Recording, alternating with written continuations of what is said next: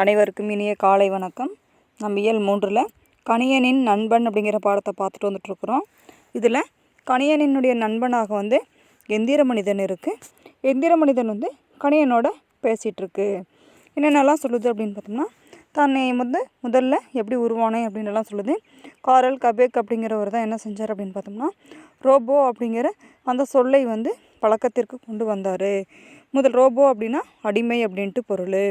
தொழிற்சாலையில் எல்லாமே ரோபோக்கள் வேலை செய்கிற மாதிரி நாடகத்தில் காட்சிகளை அமைத்திருந்தார் அப்படின்னு சொல்லுது. அடுத்து மனிதர்கள் என்ன செஞ்சாங்க அப்படின்னு பார்த்தோம்னா, தன்னுடைய வேலைகளை எளிதாக செய்வதற்காக தானியங்கிகளை கண்டுபிடிச்சாங்க அப்படின்னு சொல்லுது. தானியங்கிகள் என்ன செய்யும் அப்படின்னு பார்த்தோம்னா, மனிதரை விட வேலைகளை விரைவாக தானே செய்து முடிக்கக்கூடிய இயந்திரம் தானியங்கி அப்படின்ட்டு கணியன்ட்ட சொல்லிட்டு வந்துட்டுருக்கு.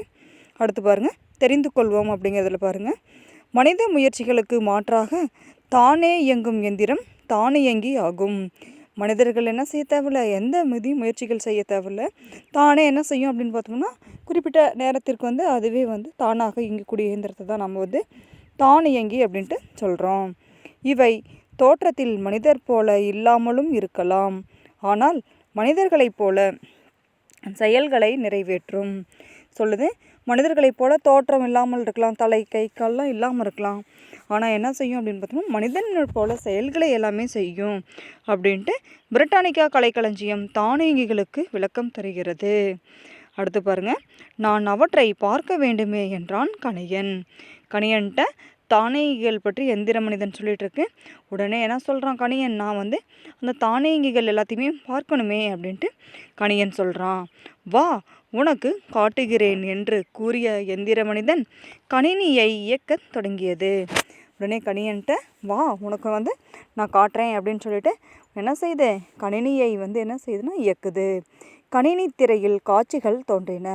கணினியில் என்ன செய்யுது, ஒவ்வொரு காட்சிகளும் தானியங்கிகள் பற்றி விதவிதமாக, தொழிற்சாலைகள் இருக்கக்கூடியது, மருத்துவத்துறையில் இருக்கிறது, செயற்கைக்கோளை இயக்கக்கூடிய இது மாதிரி ஒவ்வொரு விதமான தானியங்கிகளும் என்ன செய்யுது கணினி திரையில் வருது. அந்த கணினி திரையில் வரக்கூடிய அந்த இதை என்ன செய்கிறாங்க அப்படின்னு பார்த்தோம்னா, எந்திர மனிதன் அந்த கணியன்ட்ட சொல்லுது விளக்கி. இவை தொழிற்சாலையில் பயன்படுத்தப்படும் தானியங்கிகள். முதல்ல இருக்கக்கூடிய தானியங்கி காட்டுது. இதுதான் பாரு, இதுதான் என்ன செய்வாங்க, தொழிற்சாலையில் பயன்படுத்துவாங்க. உற்பத்தி செய்தல், பழுதுகளை நீக்குதல் போன்ற பணிகளை செய்கின்றன. இந்த தொழிற்சாலையில் இருக்கக்கூடிய தானியங்கி என்ன செய்யுது, உற்பத்தி செய்து அங்கே ஏதாவது தொழிற்சாலைகளில் ஏதாவது பழுதுகள் ஏற்பட்டால் என்ன செய்யும், இதுவே சரி செய்யக்கூடியது. இந்த காட்சியை பார் கணியா என்றது எந்திர மனிதன். உடனே சொல்லி, தொழிற்சாலைகள் என்ன செய்யும், எல்லா வேலைகளையும் இதே செஞ்சுக்கும், ஏதாவது பழுதுகள் ஏற்பட்டாலும் அதுவே சரி செஞ்சுக்கும், இந்த காட்சியெல்லாம் பாரு கணினியில் அப்படின்னு சொல்லிட்டு கணியன்ட்ட காமிச்சிட்டு இருக்குது எந்திர மனிதன். உடனே கணியன் என்ன செய்கிறான், அடுத்த காட்சியை பார்க்குறான். எந்திர மனிதன்ட்டு கேட்குறான், இது என்ன செய்கிறது, நோய்க்கு மருத்துவம் செய்வது போல உள்ளதே என்று கேட்டான். இது என்னமோ புதுசாக இருக்குதே, இது என்னமோ நோய்க்கு மருத்துவம் பார்க்குற மாதிரி இருக்குது, இது என்ன தானியங்கி அப்படின்ட்டு எந்திர மனிதன்கிட்ட கேட்குறான் கணியன். ஆம் கணியா, இவை மருத்துவத்துறையில் நோயின் அறிகுறிகளை கண்டுபிடிக்க உதவுகின்றன சொல்லுது. ஆமாம், இது என்ன செய்யும், மருத்துவத்துறையில் நோயோட அறிகுறிகளெல்லாம் கண்டுபிடிக்க உதவுது. நம்மளாம் தெரியும், என்ன செய்கிறாங்க, மருத்துவமனையிலலாம் பார்த்தோம் அப்படின்னா ஒவ்வொரு விதமான நோய்களுக்கு என்ன செய்வாங்க, இது மாதிரி தானியங்கிகளை வைத்து தான் என்னென்ன நோய்கள் இருக்குது உடம்புல அப்படிங்கிறதெல்லாம் கண்டுபிடிப்பார்கள் இல்லையா, அது மாதிரி இருக்குது அப்படின்ட்டு சொல்லுது. மருத்துவம் பார்க்கவும் பயன்படுத்தப்படுகின்றன. என்ன செய்யும், மருத்துவர்களைப் போலவே இந்த தானியங்கிகளும் என்ன செய்யும், உடலில் மருத்துவமும் பார்க்கும். சிக்கலான அறுவை சிகிச்சைகளை செய்யும் ரோபோக்களும் உள்ளன. ரொம்ப கடினமாக இருக்கக்கூடியது எல்லாமே உடலில் அறுவை சிகிச்சைகள்லாம் என்ன செய்யும், இந்த ரோபோக்களும் செய்யும். இது மாதிரி உடம்பில் இருக்கக்கூடிய நோய்களையும் கண்டுபிடிக்கும், மருத்துவமும் பார்க்கும், அறுவை சிகிச்சைகளும் செய்யும். இது மாதிரி ரோபோக்கள்லாம் இருக்குது கணியா அப்படின்ட்டு அங்கே திரையில் இருக்கக்கூடியதையெல்லாம் காமிச்சிட்டு வந்துட்டுருக்கு. அப்படியா, அடுத்து என கேட்டான். அப்படின்னா அடுத்து என்ன இருக்குது அப்படின்ட்டு கணியன் கேட்குறான். பிற கோள்களுக்கு சென்று ஆய்வு நடத்தவும் செயற்கைக்கோள்களை இயக்கவும் தானியங்கிகள் பயன்படுகின்றன.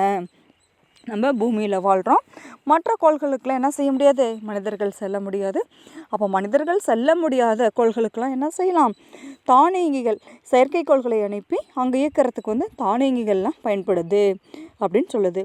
உலகில் மனிதர்கள் செல்ல முடியாத இடங்கள் பல உள்ளன. மனிதர்கள் செல்ல முடியாத இடங்கள் தெரியும். நம்ம வேறு இடத்துக்கு வேறு கோள்களுக்கெல்லாம் செல்ல முடியாது, ஆழமான கடலுக்கடியிலலாம் செல்ல முடியாது. இது மாதிரி மனிதர்கள் செல்ல முடியாத இடங்களுக்கு எல்லாமே தானியங்கிகள் சென்று ஆய்வுகள் நடத்தும் அப்படின்னு சொல்லுது பாருங்கள். எங்கெங்கே அப்படின்ட்டு பெருங்கடலின் அடியாழம், வெப்பநிலை, உறைநிலைக்கும் கீழே உள்ள துருவ பகுதிகள் ஆகியவை அவற்றுள் சில.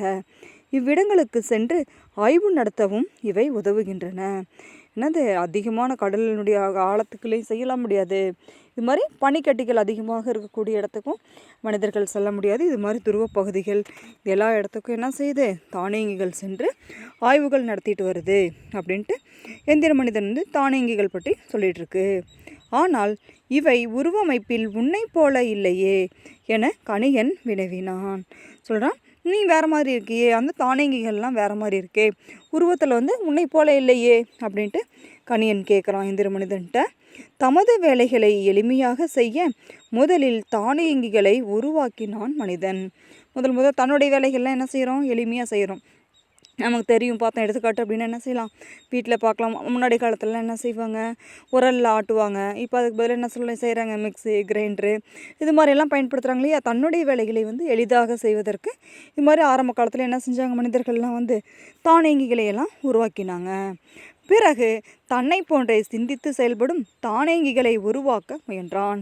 இது என்ன செய்யுது, நாமும் செயல்படுத்தினால்தான் செய்யுது. தன்னை போல தானே செய்யக்கூடிய இது மாதிரி தானியங்கிகளை கண்டுபிடிக்கும் அப்படின்ட்டு அந்த முயற்சியில் மனிதர்கள்லாம் ஈடுபட்டாங்க. அம்முயற்சியின் விளைவாக தோன்றியவர்களே என்னை போன்ற எந்திர மனிதர்கள். மனிதர்களைப் போலவே எங்களுக்கு தலை, உடல், கை, கால்கள் இருக்கும். முதல்ல மனிதர்கள் என்ன செஞ்சாங்க, வேலைகளை எளிமையாக செய்வதற்காக தானியங்கிகளை கண்டுபிடிச்சாங்க. அடுத்து மனிதர்களைப் போலவே தானும் இயங்கணும் அப்படிங்கிறதுக்காக என்ன செஞ்சாங்க, எங்களை போன்றவர்களை உருவம் அமைத்து கண்டுபிடிச்சாங்க அப்படின்னு சொல்லுது. அப்படியானால் எந்திர மனிதர்களுக்கும் தானியங்கிகளுக்கும் உள்ள வேறுபாடு என்ன?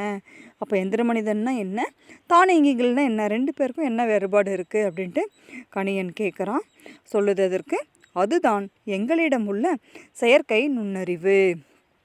சொல்லுது எந்திர மனிதன் என்ன செய்யுது, செயற்கை நுண்ணறிவு. தானியங்கிகளுக்கு செயற்கையான நுண்ணறிவு கிடையாது, எங்களுக்கு செயற்கை நுண்ணறிவு இருக்குது அப்படிங்கிறத கணியன்ட்டு எந்திர மனிதன் சொல்லுது. நம்ம இது வரைக்கும் என்ன செஞ்சோம், கணியனின் நண்பன் அப்படிங்கிற பாடத்தில் எந்திர மனிதன் தானியங்கிகள் பற்றியும், தானியங்கிகள் தொழிற்சாலையில் இருக்கக்கூடியது, மருத்துவத்துறையில் செயற்கைக்கோள்களை இருக்கக்கூடிய தானியங்கிகள் பற்றியும் ஒன்றொன்றையும் பற்றி என்ன செஞ்சுது அப்படின்னு பார்த்தோம்னா எந்திர மனிதன் கணியன்ட்ட விரிவாக சொல்லிட்டு வந்தது. அடுத்து எந்திர மனிதனுக்கும் தானியங்கிகளுக்கும் என்ன வேறுபாடுகள் இருக்குது அப்படிங்கிறத கணியன்ட்ட சொல்லுது. இதை அடுத்த வகுப்பில் பார்க்கலாம். நன்றி.